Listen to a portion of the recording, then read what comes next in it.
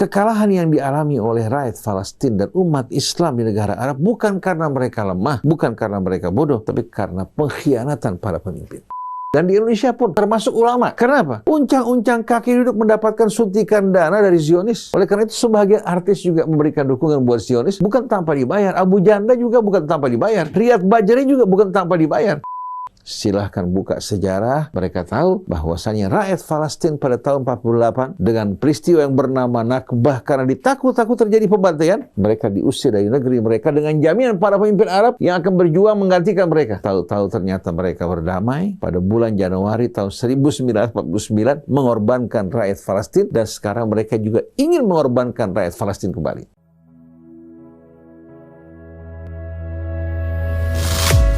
Melanjutkan pembicaraan kita kemarin mengenai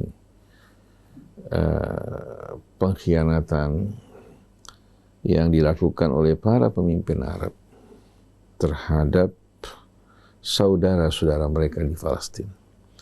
Termasuk mereka juga berkhianat terhadap bangsa mereka dan negara mereka.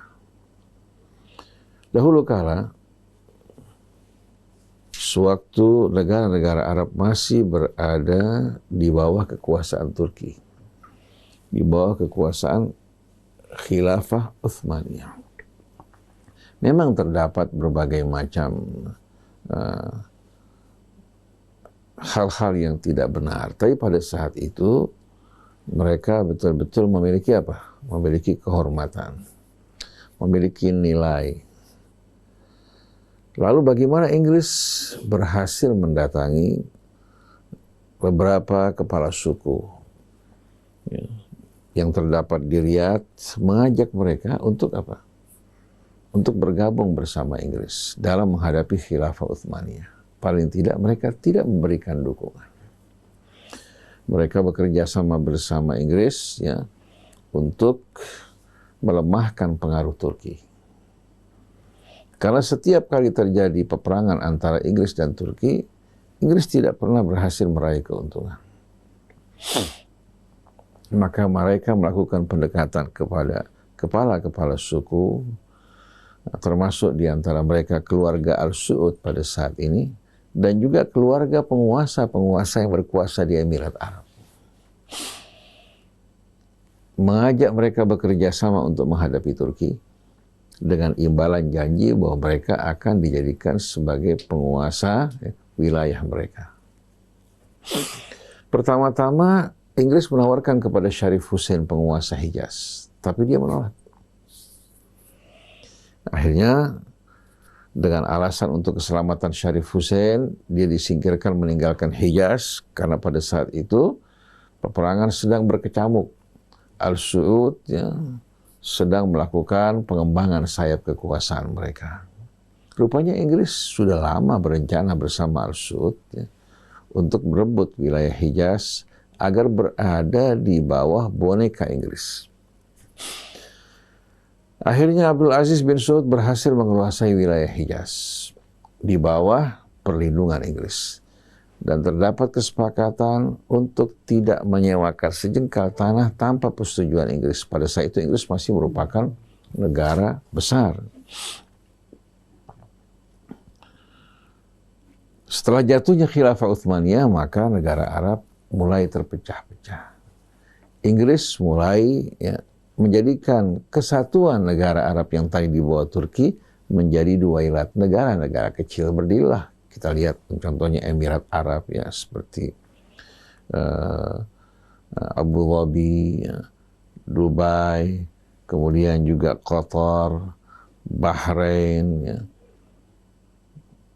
Ini semua merupakan negara-negara ya, yang dibangun oleh Inggris dan diserahkan kepada penguasa masing-masing, walaupun sepintas dari luar kelihatan mereka merdeka, sebetulnya mereka tidak merdeka karena berbagai macam ketentuan kebijakan tetap di bawah pengaruh Inggris. Termasuk juga kerajaan Saudi Arabia. Naiknya seorang raja, naiknya putra mahkota juga tidak semau mereka. Harus mendapatkan persetujuan dari Inggris dan Amerika. Karena kelemahan Inggris, maka Inggris bersama Amerika bersatu. Dan kita harus ingat, berdirinya kerajaan-kerajaan ini semua adalah kerajaan-kerajaan yang apa?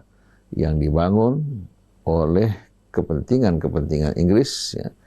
Begitu pula Zionis dan di belakang Amerika, dan di belakangnya adalah negara Zionis. Maka semenjak tahun 1917, seperti yang kita ceritakan kemarin, semenjak Inggris mengalami kekalahan di hadapan Jerman, kemudian Zionis menawarkan bantuan untuk melibatkan Amerika dalam peperangan tersebut dengan persyaratan Inggris menjanjikan tanah Palestina untuk orang-orang Yahudi. Akhirnya karena Inggris dalam keadaan terpaksa, Inggris merestui perjanjian tersebut.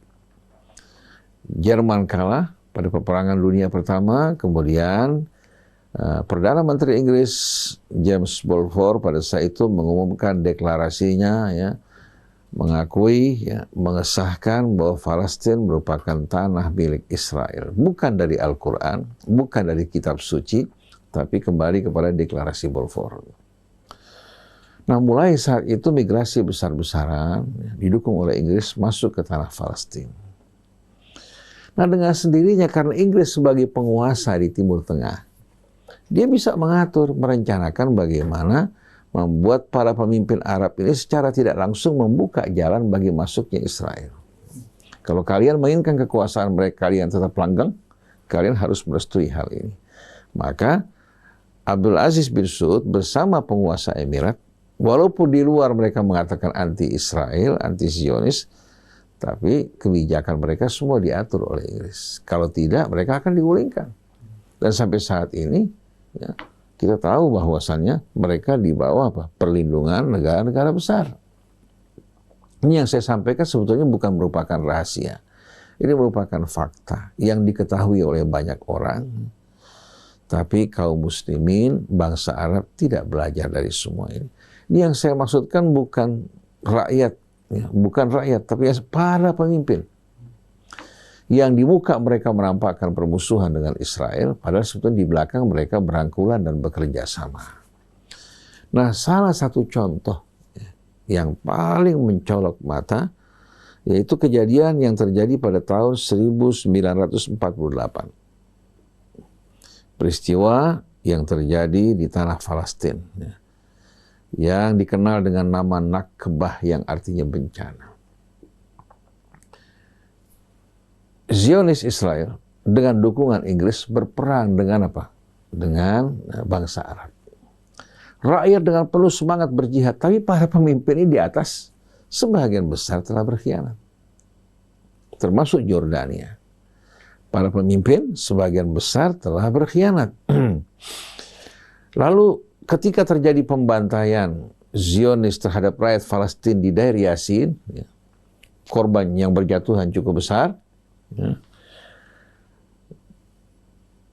mereka, para pemimpin Arab, menawarkan kepada rakyat Palestina yang sedang duduk dan berdiam di tanah yang saat ini diduduki oleh Israel, termasuk wilayah Tel Aviv dan sekitarnya. Para pemimpin Arab mengatakan pada mereka, lebih baik kalian hijrah keluar dulu demi keselamatan kalian agar tidak terjadi pembantaian seperti sebelumnya. Setelah kami menang dalam peperangan, kalian akan kami kembalikan lagi. Ini kan sebuah siasat licik. Akhirnya, karena khawatir takut terhadap pembantaian dan mereka juga begitu lugu, ya, dengan tawaran para pemimpin Arab pada saat tersebut, akhirnya mereka hijrah meninggalkan negeri mereka dengan harapan, ya, semuanya atau sebagian yang berada di wilayah pendudukan Israel hampir sebagian besar, diperkirakan 700.000 orang pada saat tersebut yang hijrah. Di antara mereka ada yang ke Libanon, ya, ada yang masuk wilayah Yordania, ada yang masuk ke wilayah Mesir. Sebanyak 700.000 orang. Paling sedikit yang mereka hijrah meninggalkan tempat kediaman mereka. Berharap para pemimpin Arab serius berjuang untuk menghadapi Israel yang kecil pada saat itu. Kalau mereka bersungguh-sungguh berjuang, walaupun dengan dukungan Inggris, tidak akan mampu mengalahkan bangsa Arab. Tapi karena pengkhianatan, kesepakatannya di bawah meja, kalau mereka merestui apa yang diinginkan Inggris, maka mereka akan menjadi penguasa wilayah mereka. Akhirnya rakyat Palestina diungsikan. Setelah mereka mengungsi, Israel mulai merencanakan untuk rencana jangka panjangnya, ya. Berhasil menciptakan stabilitas. Setelah itu mereka tutup pintu untuk kembalinya rakyat Palestina, sedangkan bangsa Arab melakukan gencatan senjata dan perdamaian, mengabaikan rakyat Palestina. Dan peperangan terjadi. Nah, peperangan terjadi itu pada tahun 47, dari mulai bulan Desember 47 hingga Januari tahun 1949. Antara Arab Israel. Antara Arab Israel. Pasukan Arab ini dari mana? Dari Yordania, termasuk juga Mesir terlibat di dalamnya, Lebanon juga terlibat, ya. Jadi kelihatannya mereka berperang, sebetulnya bukan peperangan. Cuma kesian rakyat yang menjadi korban, sedangkan mereka main drama. Mereka bermain drama. Nah, raja-rajanya yang berkuasa ditunjuk oleh Inggris, dikendalikan oleh Inggris. Kira-kira mereka berani nggak menolak? Mustahil mereka menolak. Jadi Saudi Arabia selama ini yang mengatakan kita mau mengumumkan jihad terhadap Israel, itu hanya jihad. Dimulai seperti yang diumumkan oleh Raja Fahad.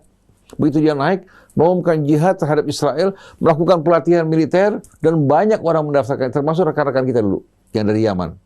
Tahu-tahu begitu selesai pelatihan, ternyata tidak ada yang namanya perjuangan dan jihad. Rupanya dia mengumumkan hal ini untuk mencari simpati bangsa Arab. Dan mereka tidak ingin dituduh oleh rakyat mereka sebagai pengkhianat. Subhanallah.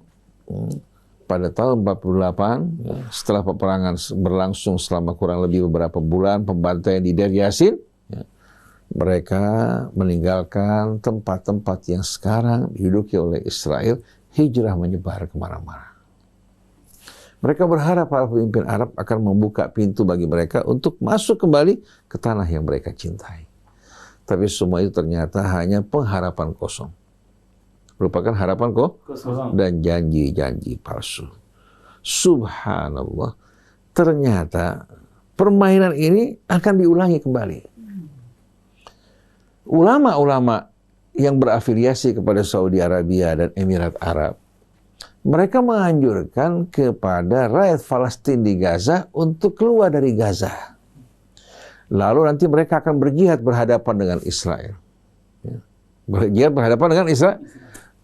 Baru pada saat itu mereka akan apa? Akan mampu meraih kemenangan. Itu seperti yang mereka janjikan pada tahun 48. Oleh karena itu kita perhatikan ulama-ulama salafi yang memang mempunyai mental yang tidak benar. Bukan semua ulama salafi. Sebagian ulama-ulama salafi yang berafiliasi kepada Saudi Arabia, dan jumlah mereka cukup banyak, selalu menyerukan seharusnya rakyat Palestina hijrah meninggalkan Gaza. Baru setelah itu kita berjuang. Kenapa bukan mereka kirimkan pasukan, mendukung atau logistik biar rakyat Gaza berhadapan dengan Israel? Mengapa kalian meminta mereka untuk keluar meninggalkan negeri mereka sebagaimana yang terjadi tahun 48? Nah, kalau rakyat Palestina menerima ini bukan lagi nakbah tapi nakbatain. 2 kali bencana terjadi.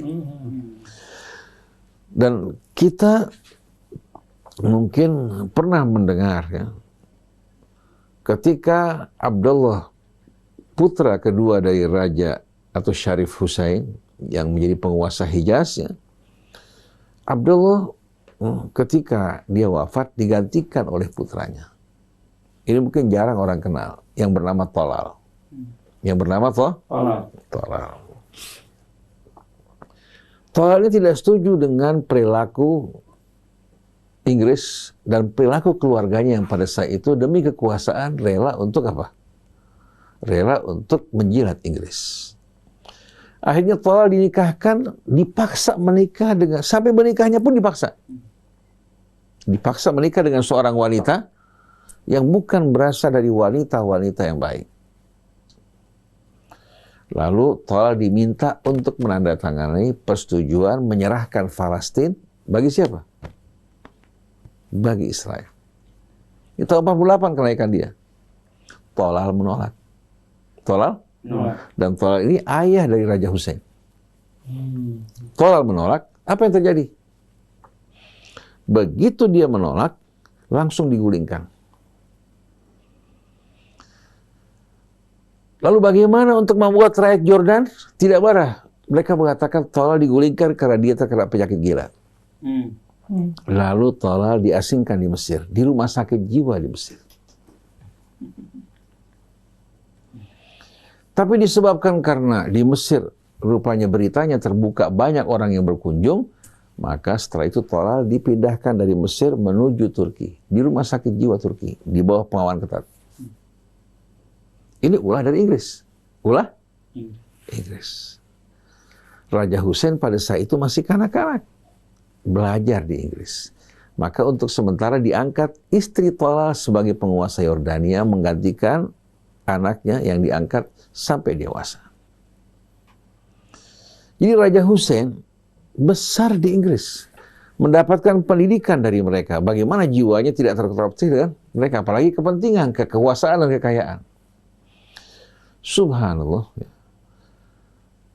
Kekalahan bangsa Arab bukan disebabkan karena mereka lemah atau jumlah mereka sedikit. Sebetulnya kalau mereka bersatu dan bersungguh-sungguh semenjak lama Israel kalah. Kalahnya bangsa Arab atau umat Islam karena pengkhianatan para pemimpinnya. Raja Hussein diangkat sebagai raja, kemudian putra mahkotanya diangkat saudaranya yang bernama Hasan. Hasan ini tumbuh ya dalam lingkungan yang Islami, bersama masyarakat Islam dengan kepala-kepala suku. Oleh karena itu, kecondongan dia kepada umat Islam itu lebih dekat dibandingkan Raja Hussein. Akhirnya Raja Hussein berkuasa hingga datang masa-masa akhir hidupnya dalam keadaan sakit. Ya. Akhirnya Raja Hussein meninggal dunia. Seharusnya sebagaimana kesepakatan dan wasiat, yang naik itu Hasan bin Talal, bukan Abdullah sekarang bin Hussein. Saya kebetulan pada saat itu berada di Yordania. Pulang dari Suriah mampir ke Yordan, Raja Hussein meninggal dunia.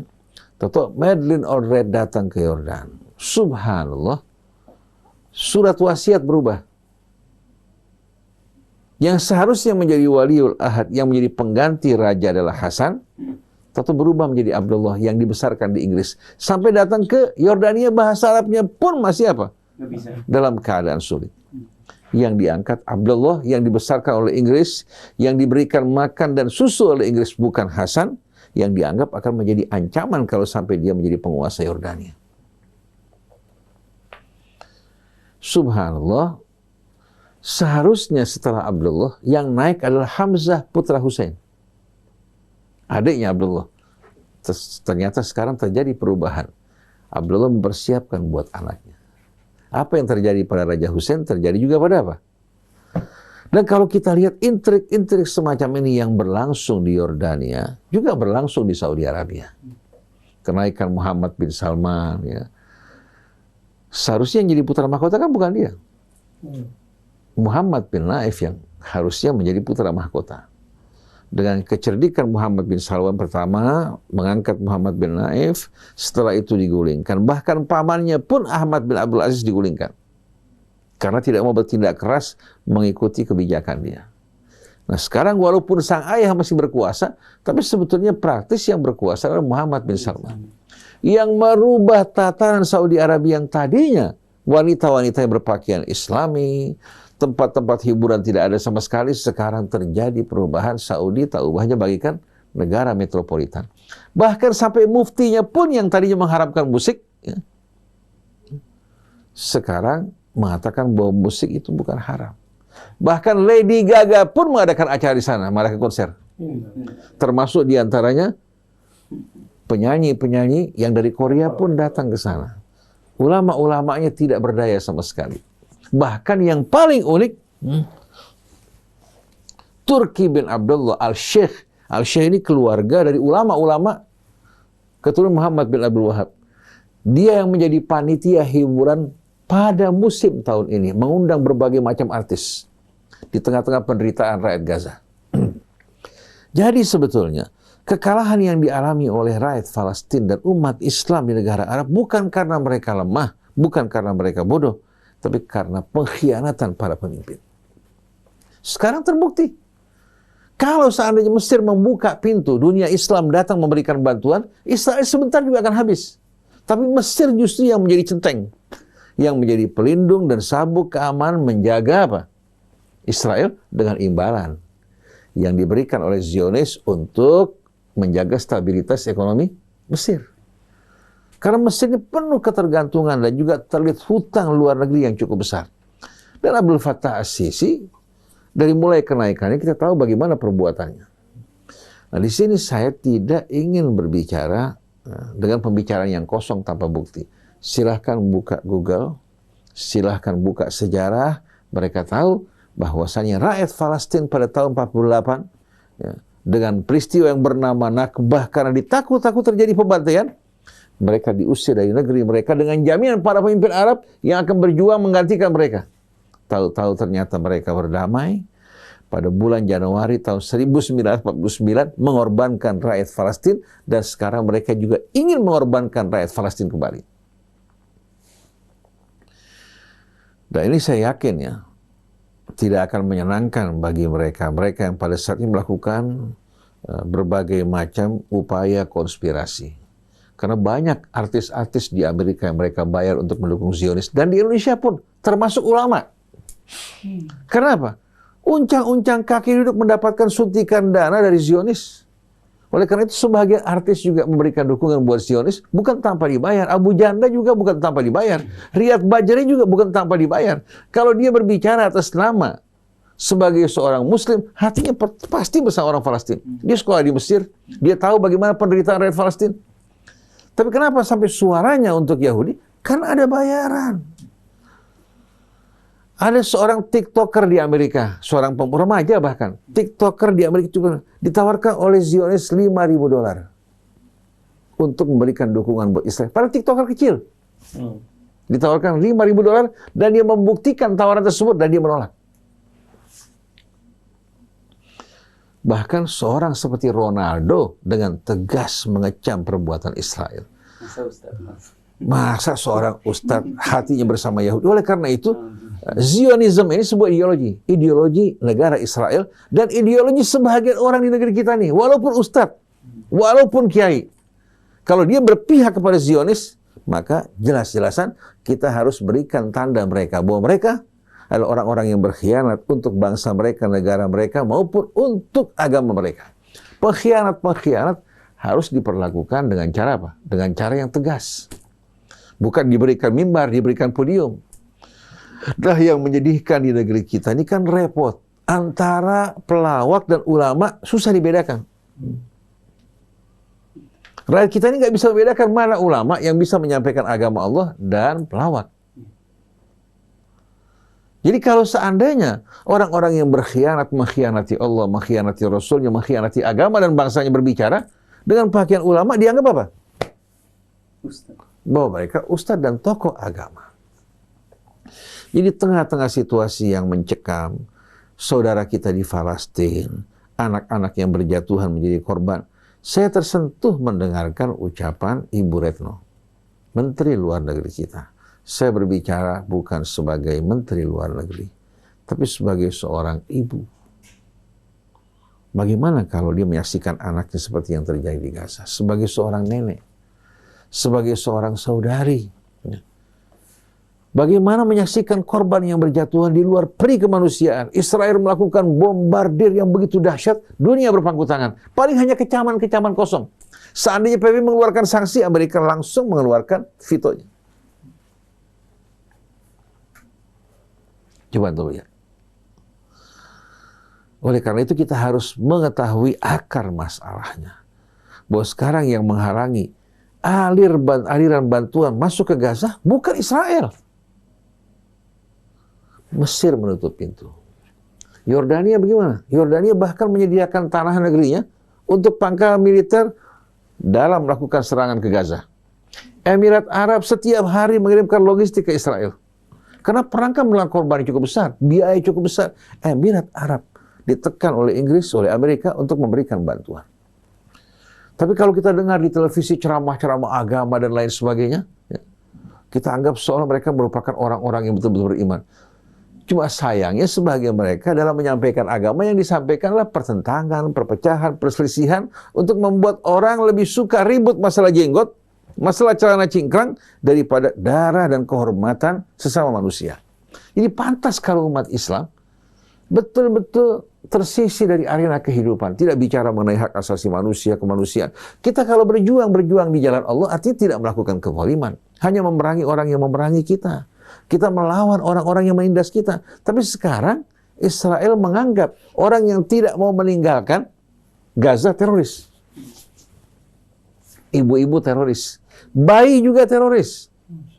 Jeritan-jeritan mereka lebih rendah daripada apa? Daripada ayam-ayam yang cari induknya. Ini merupakan kekejaman, kebiadaban yang luar biasa. Jadi jauh-jauh hari juga semenjak mereka bersekongkol untuk menggulingkan khilafah Utsmaniyah dengan tawaran kekuasaan yang diberikan kepada mereka.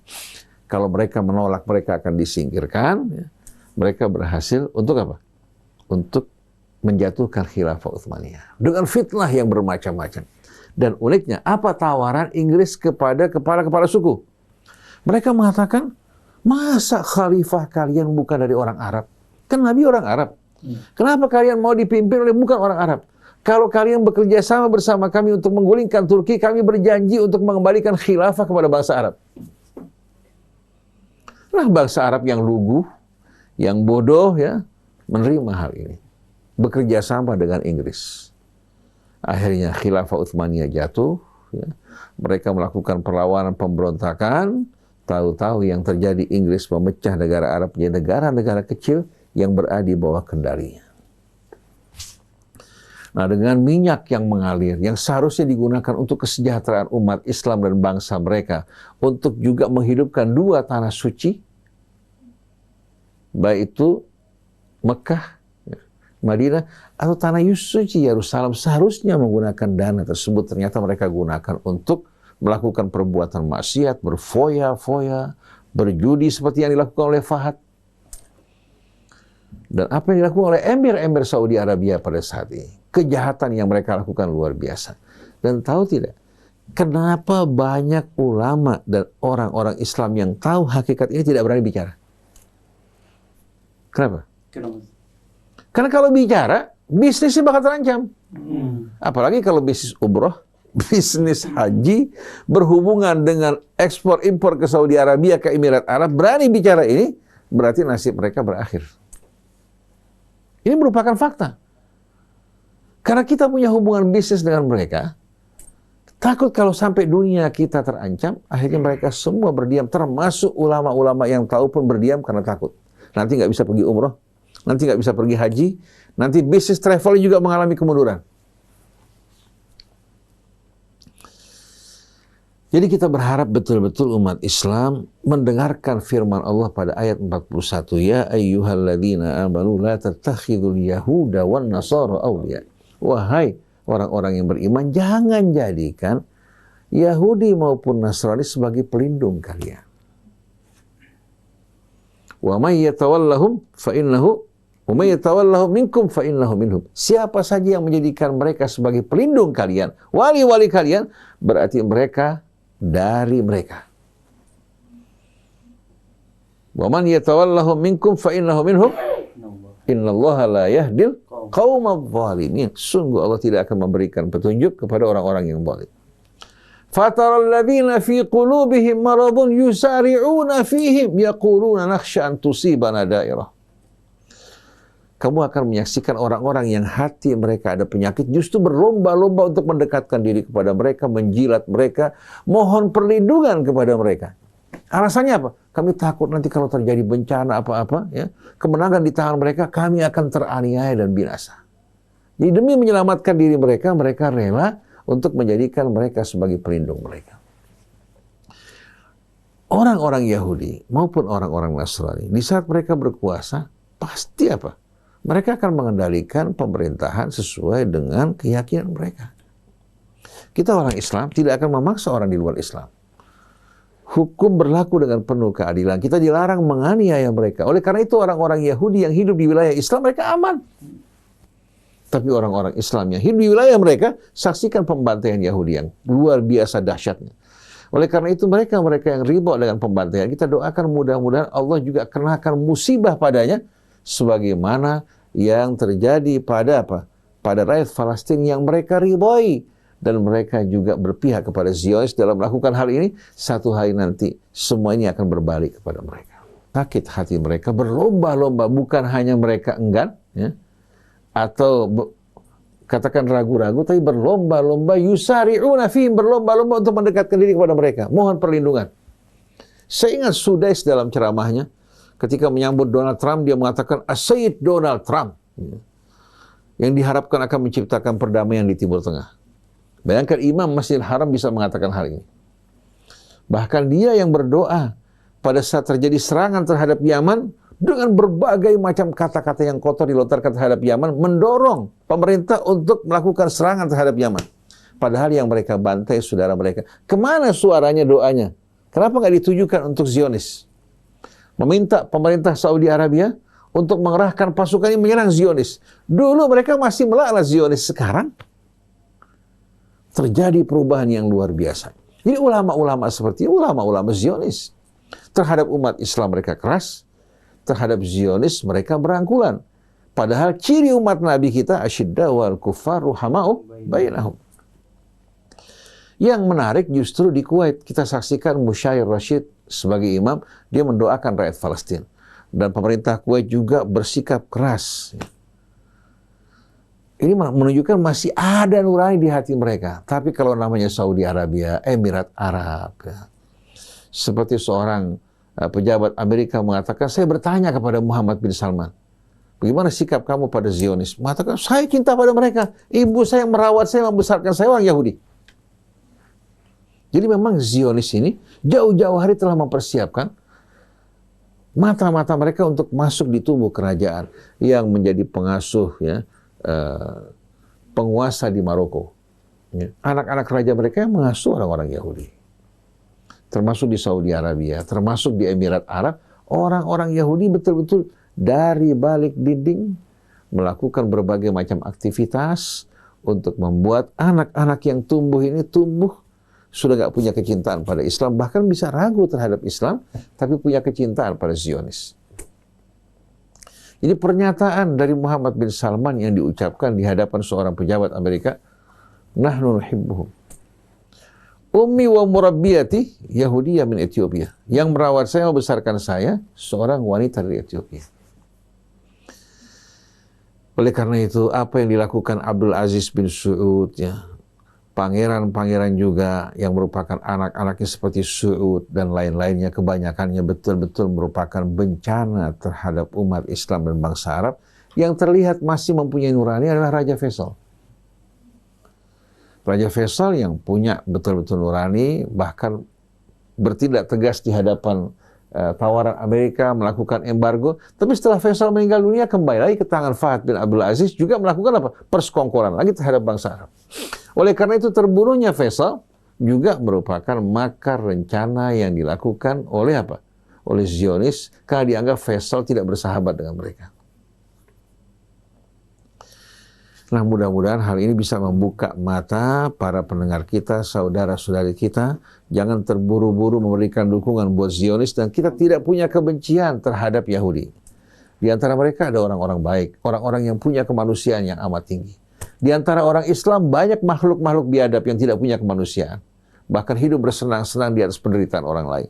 Kita ingin betul-betul keadilan ditegakkan dan hak asasi manusia yang merupakan anugerah Allah Subhanahu wa taala dan dideklarasikan oleh Nabi kita Muhammad SAW dalam haji perpisahannya, bahwasannya darah kalian, harta kalian, kehormatan kalian haram sebagaimana haramnya hari ini, itu hari yang suci di tanggal 10. Kemudian kesucian bulan haram ini dan di negeri yang diharamkan Allah. Ini deklarasi sebelum lahirnya PBB.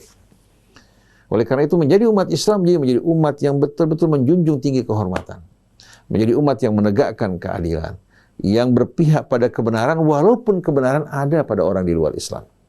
Tapi kalau Zionis, para pendukung Zionis, begitu juga umat Islam yang berpihak kepada Zionis, mereka merupakan laknat dan petaka yang Allah jatuhkan pada umat manusia karena umat manusia lupa kepada Allah Subhanahu wa taala. Demikianlah Ikhwan, akhwat pendengar pemirsa, apa yang saya sampaikan bukan merupakan ucapan yang berbau rasisme, ya. Sama sekali tidak.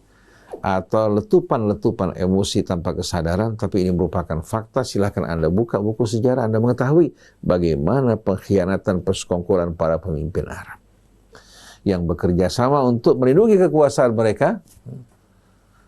Mereka rela untuk memberikan tanah suci kepada Zionis.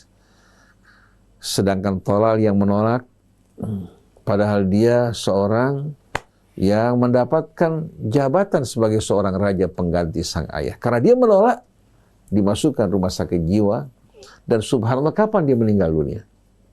Setelah Raja Hussein meninggal dunia, bahkan sebelum Raja Hussein meninggal dunia, datang ke Turki menjenguk orang tuanya. Orang tuanya mengatakan, lepaskan saya sudah tua. Saya tidak ingin lagi terlibat dalam masalah politik. Ayahnya mengatakan, Raja Hussein, bukan di tangan saya. Jadi bertemu sama sang ayah, kembali ke Yordania, dia meninggal dunia setelah itu. Kemudian kita saksikan bagaimana intrik demi intrik, ya. Tersingkirnya Hasan, digantikan oleh Abdullah yang dibesarkan oleh mereka. Itulah keadaan yang sebenarnya yang berlangsung di negara Arab, yang kurang mendapatkan perhatian dari kita. Dan kita tulus beranggapan soal mereka berjuang untuk Islam. Oleh karena itu Islam yang mereka sebarkan di Indonesia, Islam yang membawa perpecahan, permusuhan, kebencian, yang tadinya manusia rukun di masjid, walaupun berbeda-beda pendapat, sekarang bisa melengos memalingkan wajahnya. Dia memandang saudaranya yang berbeda dengan dia Zionis. Nah, ini merupakan fakta. Subhanakallahumma wa bihamdik asyhadu an la ilaha illa anta astaghfiruka wa atubu ilaik wal afu minkum. Wassalamualaikum warahmatullahi wabarakatuh. Waalaikumsalam warahmatullahi wabarakatuh. Terima kasih Ustadz mengenai penjelasan mengenai Nakbah. Mudah-mudahan kita bisa lebih jernih lagi dalam melihat konflik Palestina dan Israel. Terima kasih Ustadz. Dan saya Muhammad Krishna, kemudian juga Atep Setiabudi, kemudian juga Fahri, Yusuf Subangkit, mohon pamit. Wabillahi taufiq wal hidayah. Wassalamualaikum warahmatullahi wabarakatuh.